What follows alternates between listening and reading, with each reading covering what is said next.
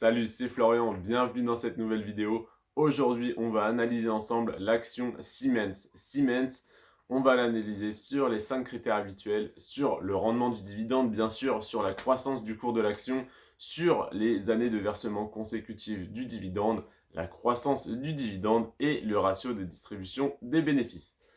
Alors, Siemens a un rendement de 2,3% sur son dividende. Ça n'est pas énorme, mais c'est tout de même correct. C'est loin d'être dérisoire.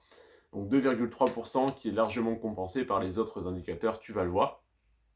À savoir déjà la croissance du cours de l'action qui est de 9% par an en moyenne sur les 5 dernières années, ce qui est très intéressant. Ça fait 21 ans que le dividende est versé sans interruption chez Siemens, donc c'est une très bonne nouvelle, voilà, c'est un bon gage de sécurité. On n'est pas non plus sur du 40 ans, mais 21 ans, normalement, il ne devrait pas être coupé dès demain. Le dividende est en croissance, légère croissance de 1,5%. Au moins, il a le mérite d'être en croissance et de ne pas stagner. Donc ça montre la bonne volonté des dirigeants, voilà, des gestionnaires. Et le ratio de distribution des bénéfices est de 56%, donc c'est correct, c'est dans le vert pour moi, ça ne pose aucun problème. Donc quels sont les avantages de cette entreprise par rapport à d'autres?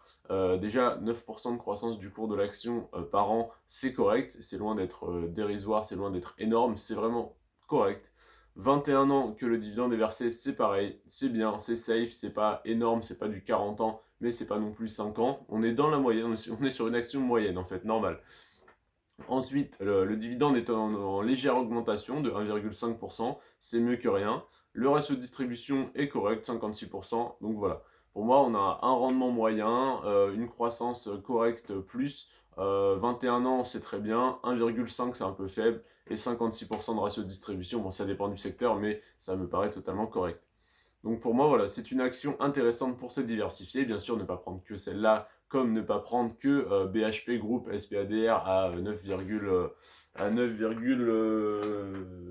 tac tac tac 9,5%. Voilà, ne pas prendre ni que l'une ou que l'autre. Voilà, il faut se diversifier. Donc pour moi, celle-là, elle est intéressante pour se diversifier justement et pour avoir plus de lignes dans son portefeuille. Et si jamais un dividende est coupé une année, quand même en avoir pas mal d'autres à côté. Donc je vous conseille d'avoir au moins 20 à 30 lignes dans votre portefeuille d'actions à dividendes pour être suffisamment diversifié.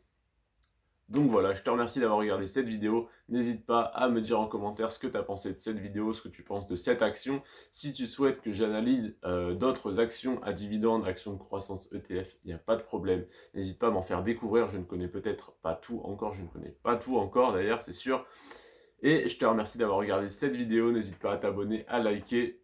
Prends soin de toi et de tes finances. Ciao.